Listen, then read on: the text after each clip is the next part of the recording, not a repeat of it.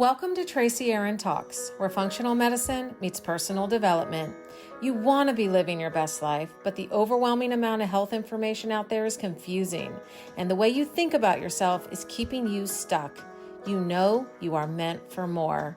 As a women's health specialist, my aim is to simplify and equip you with the tools you need to be beautifully balanced from the inside out.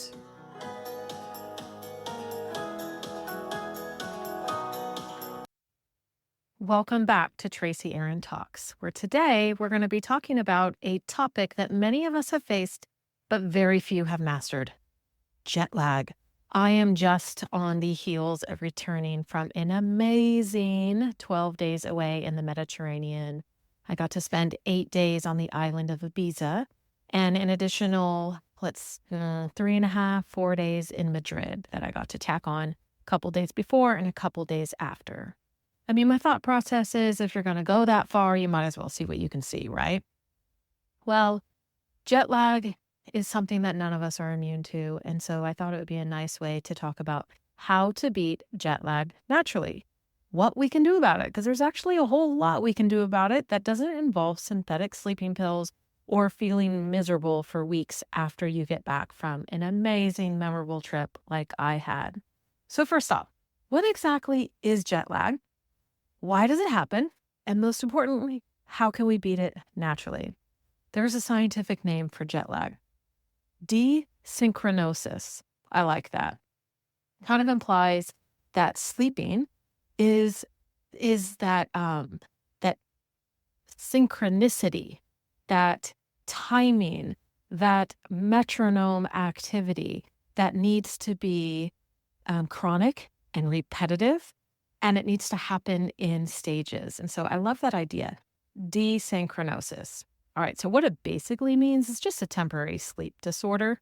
So it happens whenever your body's internal clock, or that rhythm that we're talking about, that synchronicity, synchronous rhythm, or circadian rhythm, as we most commonly refer to it, is out of sync with the time zone that you're currently in. So common symptoms, we all know fatigue, right? People get tired. People want to sleep in the middle of the day. People are up all night long. That's what people typically think of when they think of jet lag. However, there are some lesser known symptoms that people deal with when traveling to other time zones that I think deserve some airtime. Those symptoms can be difficulty concentrating. And listen, not just from a fatigue perspective, but from like a cognitive impairment dysfunction, like a brain fog type situation. You can also experience mood swings, not also just from fatigue, but just from being in a different time zone and your body being out of whack. And also digestive issues. Many people don't really think about the fact that our sleep cycle, that circadian rhythm, it is, or ideally should be, in tune with nature. The sun rising, the sun setting, right? The idea is that we're awake during the day and we're asleep at night. When the sun is up, we're accomplishing our life. When the sun is down, we're resting and repairing. Well, the same thing happens with our digestive tract.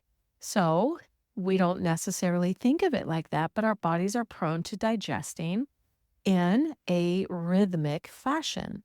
After we eat, after meals, we tend to eat similar times of day, similar meals every single day. So our digestive tract also has its own sort of rhythm that can get out of whack very easily when we are in an alternate time zone than what is normal to us.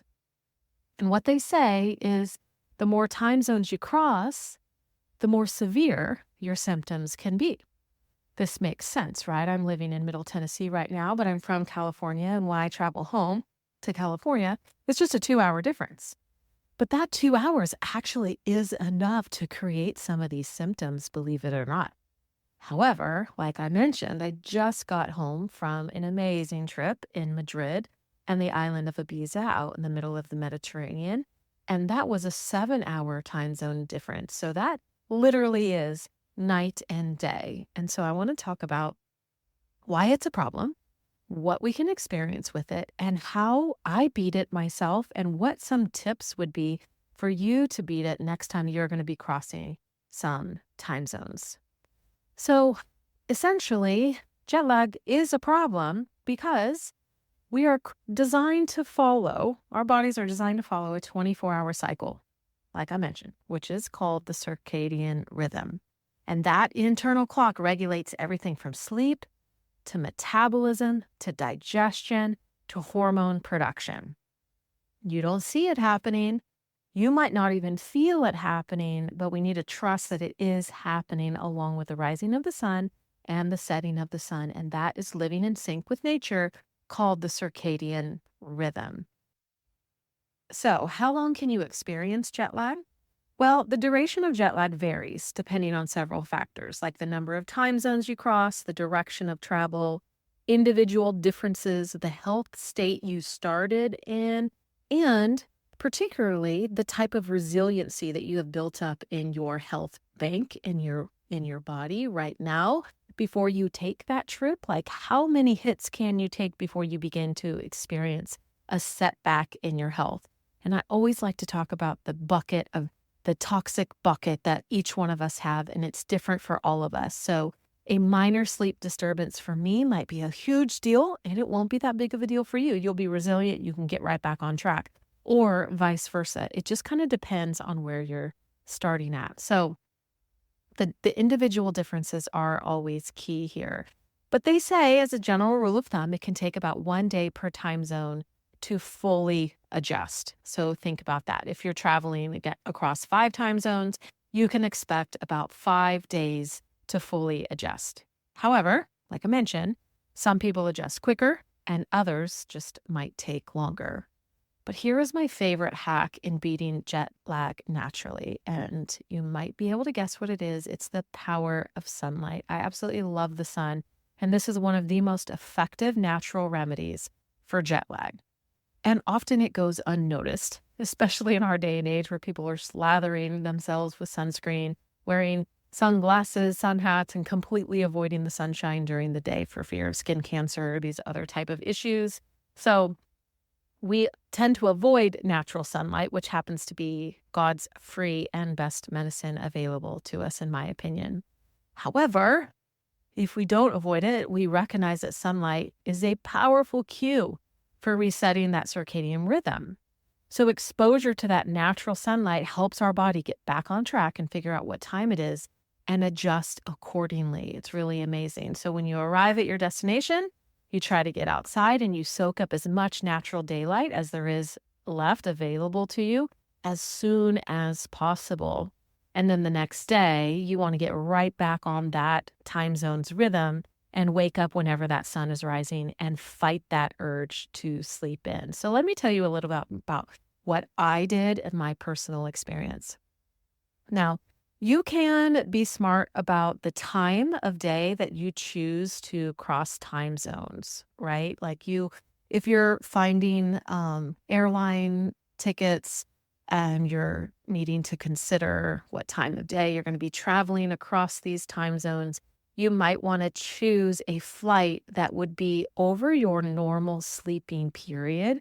So you have a better chance of getting some sleep on that flight, and then you can wake up during the day. Now, this is really effective. I'm really talking about traveling from the United States over to Europe. It would be a completely different story if I was going, quote unquote, backwards in time, if I was going to like Asia. So in my situation, I went from Tennessee to Madrid, Spain. I actually went Tennessee to New York to Madrid, Spain, and this is what it looked like for me. My flight left at 4:45 p.m. Actually, we were delayed quite a bit. We didn't get off the ground until about an hour later, so almost 6 p.m. we got in the air. My game plan was to eat the meal as soon as they offered it, and I thought I would have a small glass of red wine. I was just going to have like a 1/4 cup to a 1/3 of cup, just a little bit, because as I will mention here in a couple minutes, alcohol can be something that makes jet lag worse. So I wanted a little bit, but not enough that it was going to give me any sort of sleep disturbance. So my plan was to eat the meal, have a tiny bit of red wine on the flight. I was going to put my neck pillow on, put my eye mask on, and drift off to sleep. However, 6 p.m. is kind of early to sleep. I don't go to bed that early even at home, right? So it's kind of hard to force your body to do that. So I made sure that I got a lot of exercise walking around the airport before that flight took off. Or we had a lot of turbulence, so that meal didn't get delivered right away. In fact, it was a couple hours later, and it actually made it easier for me because it was closer to more of a natural bedtime for me. So I did eat the meal. I had a very small amount of red wine, gave my plates back to the stewardess. And one of the tools that I absolutely used every single day and I love is doTERRA's Serenity sleep oil. So I used that between my hands, rubbed all over my neck pillow, and I even put it on my chest. And I made sure that that's what I was breathing as I was trying to drift off to sleep. And probably about, I want to say for my time, it would have been about 10 p.m. I did fall asleep and I slept for 2.5 hours solid. The flight, surprisingly, from New York to Madrid is only about 6.5 hours. So, I mean, barely longer than me flying to the West Coast, which just kind of blows my mind. Anyway, when I woke up in Madrid, it was just after midnight for me, but it was 6 a.m. in Madrid. So I got to see the moon rise as I'm leaving New York, and we had dark for a couple hours. And then as I was landing, the sun was rising and a new day was beginning. I knew going into this trip that I was going to be needing to function on whatever sleep that I could manage on that plane. So I ended up with about 2 to 2.5 hours on that flight. And as soon as I landed and I went through customs and I grabbed my bag, I made my taxi arrangement and I went straight to my hotel, which I was unable to check into. My alternate plan was that I would check into my hotel, try to get back to sleep for a couple hours, get a couple more hours of sleep, and then try to wake up at like 10 a.m. local time and see how I did. But there was no room available for an early check-in, and it ended up being the best thing for me. And here's why. So from 6 a.m. forward, I just had to stay awake. So thankfully, the hotel kept my bags for me. I asked for information about a local cafe, and I had my walking shoes on, and I just walked about that town as much as I could, up and down the streets, enjoyed a breakfast on the side of a cafe as Madrid was beginning to awaken. It is one of those Latin cultures, obviously, that has the siesta in the middle of the day. So they have really late nights and they don't get started super early in the morning. So as I'm walking the streets of Madrid, got to really enjoy storefronts opening up and people coming outside and sweeping and washing down the sidewalks and setting up their signs and cafe chairs outside. And it just felt like a special time for me to see Madrid as it was waking up. I found a beautiful park. I found all these museums. I found these beautiful old buildings, and I just had an amazing time. All in all, I think I ended up with over 20,000 steps just in a couple hours as I made my way around that city. I also signed up for a little walking tour. If you travel overseas, I highly recommend the app Get Your Guide, and you just type in the city that you're in and the thing that you want to do. And all of these tips will come. Some of them are free and some of them are paid. So I got this 2-hour walking tour from 11:30 to 1:30, and it took me by a lot of the national landmarks, things not to miss. And I got some of the history behind signs and buildings and colors and paintings and murals and these types of things. And it really made the city come alive for me as I spent the next day and a half there because I felt like I knew a little bit of the inside scoop. Well, during that tour, I remember feeling like if we stopped walking, I could just close my eyes and fall asleep. I felt pretty druggy. So I made sure that I bought a bottle of water and I just kept drinking and kept walking. My plan then was that as soon as the sun set that night, I was going to be in bed and I was going to get a full night's sleep. The point is that you stay awake if the sun is up as long as possible, even if it means pushing through that fatigue. So I made it on my 2.5 hours of sleep. And that night, the sun there did not set until about 10 p.m., which seemed very late for me. But, it was fun just to keep seeing like what was happening in the nightlife. There in Madrid, we ended up having a really late dinner anyway. And by the time we made it back to our hotel, showered into bed, I did not last more than a couple seconds and I was just out like a light. Now, thankfully, I had my Aura Ring, which is my sleep tracker device that I wear on my pointer finger of my right hand, and it gives me accurate information. So the next morning, when I woke up at 6 a.m. and the sun was just starting to come over the horizon, I could open my app and see that indeed I did cycle through all the proper cycles of light and REM and deep sleep. And even though it was only about 7 hours of sleep, which wasn't enough to make up for the night before, it was the right time of day. It didn't take me long to fall asleep, and I cycled through the cycles as I should have. So I woke up with confidence that I am getting right on track, and this is likely not to be a problem. So at 6 a.m., my roommate was still asleep, so I put my walking shoes on and my walking clothes on, and I went about the town again.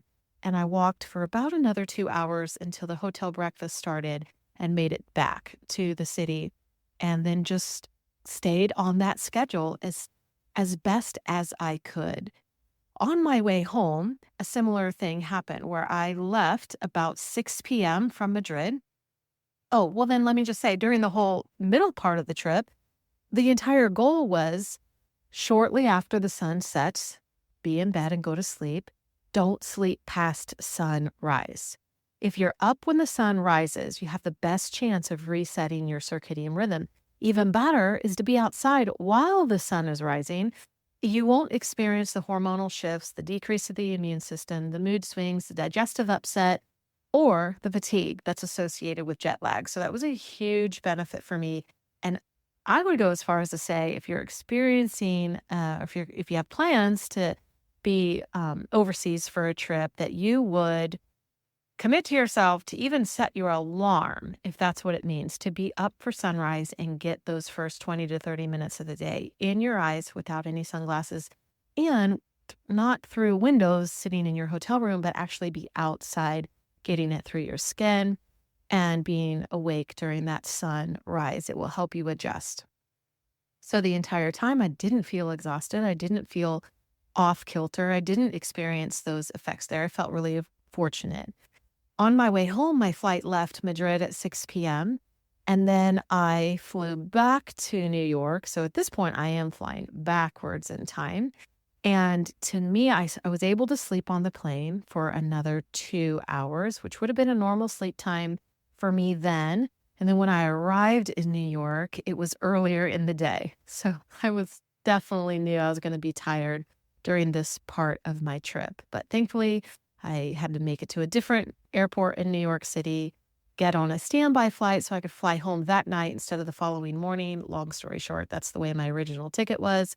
And I made it home. It ended up feeling like 4 a.m. for me, but instead it was only 11 p.m. Or I actually think it felt like 6 a.m. and it was only 11 p.m. when I landed in Nashville. So after a quick hug and kiss to all my family members who stayed up for me, a shower, into bed, I slept all night long, about 6.5 to 7 hours. That is the only day that I did not rise with the sun to get right back on track. However, I was in my own bed, and you know how that is. You just sleep soundly anyway, and when you're in your normal routine.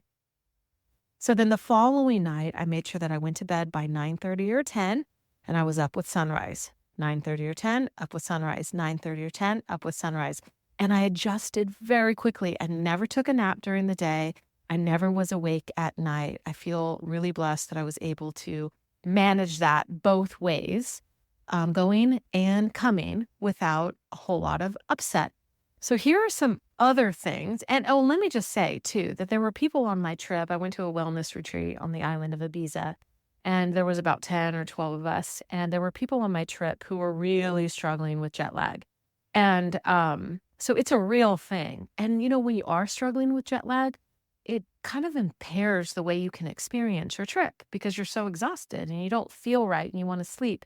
So it was important to me to make sure that I get on track as best I can so that I can experience the fullness of this new country, all the new experiences that I was about to experience.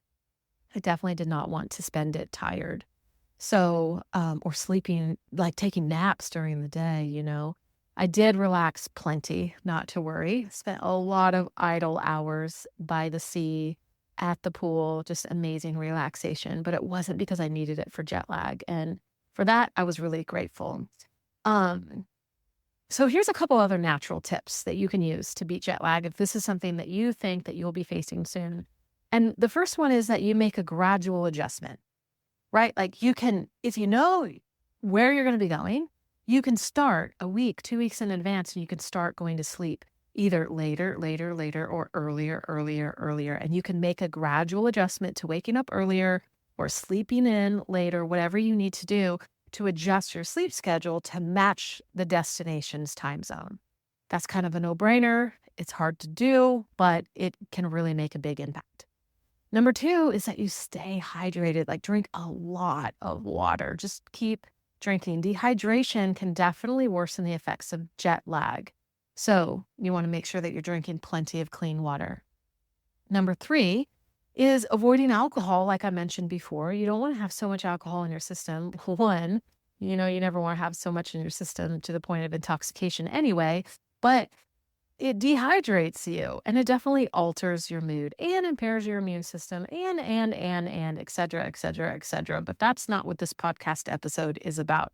So avoiding alcohol to excessive amounts definitely makes jet lag better if you can avoid that. And then caffeine too, surprisingly, you want to use caffeine strategically. So you want to use it the first part of the next day after that sun is up, but you don't want to use it late in the day because you don't want to risk not being able to sleep that night, right? Definitely disrupts sleep patterns and will make jet lag worse if you've got alcohol and caffeine at the wrong times or in the wrong amounts on board. Number four is exercise. Walk. If you know anything about me, I'm just going to preach that you walk forever, and that's just my little thing. So physical activity, any kind of physical activity can definitely help you adapt to the new time zone more quickly. Number five is that you eat healthy. Eat light, nutritious meals. You don't want to be so full that you just feel ick. And that can disrupt your sleep patterns in and of itself. And you don't want anything working against you when you're trying to adjust to a new time zone. So nutritious meals at appropriate times. Appropriate time would be the appropriate time of the current time zone that you're in, not the one that you just left. So even though you might be starving for lunch, if you need to wait a couple hours, or if you need to eat an early dinner because this culture, this country is now on a different time zone, then that's what you do. You adjust ASAP. And then the last thing is sleep aids. Like natural sleep aids like melatonin can be really helpful, but I want to say use them sparingly because they can definitely have a rebound effect. So here's what I used that I really, really loved, and I wouldn't try not to ever take an overseas trip without them. And that's what I mentioned, the doTERRA Serenity oil. I love it. And I find that it's a very pleasant scent and people around me are not bothered by it. It's not a perfumey scent. It's not super floral. It is a wonderful blend of very relaxing essential oils. And I love it on my neck pillow, my chest. I love it on my pillow in the hotel room. And it's just a really, really beautiful, calming, relaxing scent. The other thing I use is that doTERRA sells a capsule with the Serenity oil in it to take internally. So I bought a couple sample packs of those and I plan to use them 2 nights on my way there and 2 nights on my way home. So I only brought 4 sample packs, which meant that I knew I had to ration them and use them sparingly. And I really did notice the effect. They helped me fall asleep and stay asleep when I did use them. The other thing I used that I tried out that I may or may not use in the future, but hey, it might work for you, so I want to mention it. It's an app called Time Shifter. And what you do is you put your flight itinerary in. You can even put like your actual flight number in there, the duration of your stay, etc. And it will map out days before and days after what you need to be doing, like when you need to get natural sunlight, when you can wear sunglasses, when you need to have caffeine, when you need to avoid caffeine, when you need to get exercise. It's really great for things like that. So I enjoyed learning from the Time Shifter app, but I found that I was doing most all of that anyway. Things that I didn't have on this trip, but I wish that I had, my roommate used and swore by an herbal capsule called Deep Sleep that she found at Whole Foods. I looked at the bottle. It looked amazing. It was a combination of several calming and sleep-inducing herbs, and I definitely will have some of that on hand next time I take a trip like this, in case I ever hit the pillow with my head and feel like, uh-oh, I am wide awake. And so that's really important, is to have something on hand that will calm you enough to move you into a deep sleep if you need that extra help. The other thing I left at home that I wish I would have had with me is some liposomal melatonin. I have a great one from Quicksilver. It's just a couple pumps underneath the tongue. You can meter the dosage that way. And it's very calming and a really nice sleep aid. And I wish I would have brought that with me just for a couple nights where I wasn't wide awake because of jet lag. I was wide awake because I had such an amazing day and it was hard to shut my mind off. And I wish I had just a couple pumps under my tongue and would have like induced sleep a little bit earlier while I was on that trip. The other thing I didn't bring that I wish that I did was earplugs. Earplugs would have been great for the plane. It would have been great for times when you're sharing a room with somebody and they're not sleeping and you want to sleep in. I am one of those people where like if I am startled awake, I have a very hard time going back to sleep unless it's really the middle of the night. I'm just kind of awake. So earplugs would have been great. Another thing that I had that I really was glad that I had was my neck pillow on the plane and an eye mask, which is really important if you're trying to sleep at a time of day where the sun is up, or if you're the person next to you on the plane is using a reading lamp or anything like that. Just really nice to have a blackout mask. They have a silk one that I found on Amazon that has eye cutout, so you can open your eyes and your eyelashes don't get crumpled on the inside of it. It's very comfortable to wear. So I love those things. And those really made a big difference for me. So wrapping this up, the main point is that jet lag, it may be an inevitable part of your travel, but it does not have to ruin your trip. So if you understand your own circadian rhythm, you understand what works for you because you fine-tuned it here at home, and you use some of these natural strategies like sunlight exposures, you can beat jet lag and you can absolutely enjoy every single day on your trip. So my takeaway for you is that I always want you to remember, I'm not looking for perfection. I'm looking to build resiliency. I want you to be as strong as possible to handle anything that comes your way. So your body is built to be incredibly resilient and adaptable. So give it the tools it needs to thrive. And that is it for today on how to beat jet lag naturally. Thank you for tuning in. Stay beautifully balanced, and I will see you next time.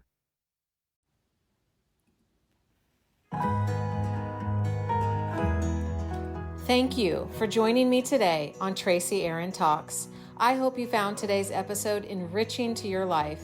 If you enjoyed today's content, would you consider subscribing to the podcast and leaving a review? That simple act helps this podcast get into the hands and ears of many more women just like you.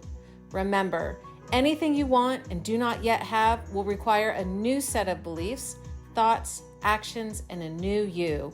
I am honored to be on this journey with you as we wholeheartedly pursue true health and wellness in mind, body, and soul.